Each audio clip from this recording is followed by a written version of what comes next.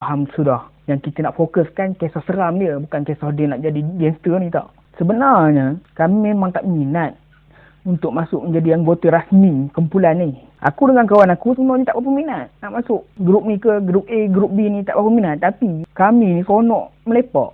Bila salah seorang kawan kami ni ada dalam grup tu, dia pergi melepak, kami pun follow lah dia ikut melepak. Tapi tak berniat yang kami ni pun nak join dalam grup tu. Kami hanya enjoy lepak, ikut kawan. Sebabnya kawan dah ada dalam tu kan. Kita lepak dengan dia, kita ikut je lah sekali. Masa tu pula baru nak dapat motor, baru nak orang kata apa, baru nak tunjukkan keluar naik kereta kan. Padahal kereta mak bapak, motor pun mak bapak.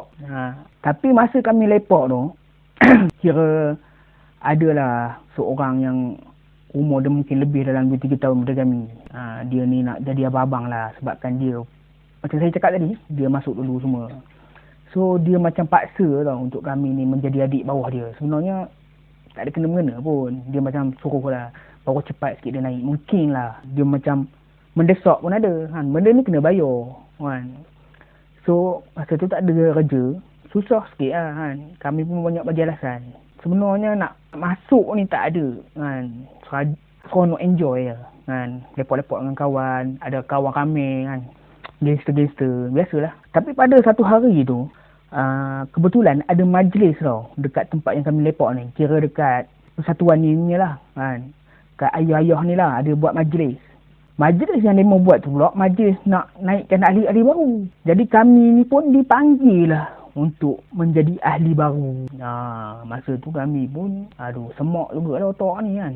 Macam-macam ayat lah kami tepih kan. Usah cakap lah ayat itu nak balik kampung lah apa. Tapi orang gila cerita ni nak jadi abang, dia paksa. Apa cara pun dia paksa. Sebenarnya yang atas ni tak ada apa. Tak ada beria pun. Yang bawah ni, yang paksa kami ni. Yang ini.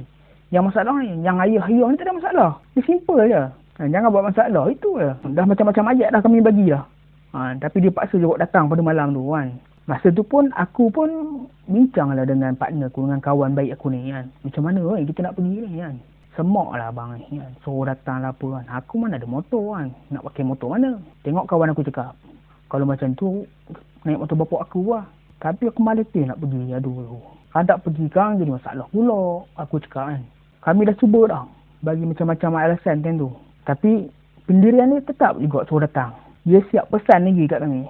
Kalau kamu tak datang, nanti kami datang kutik kamu kat rumah. Nampak tak? Alasannya kenapa kena datang? Sebabnya apa? Dah turut duduk sekali. Tak ada istilah pun benda tu. Tapi masa tu tengah baru-baru nak meletup lah benda ni kan.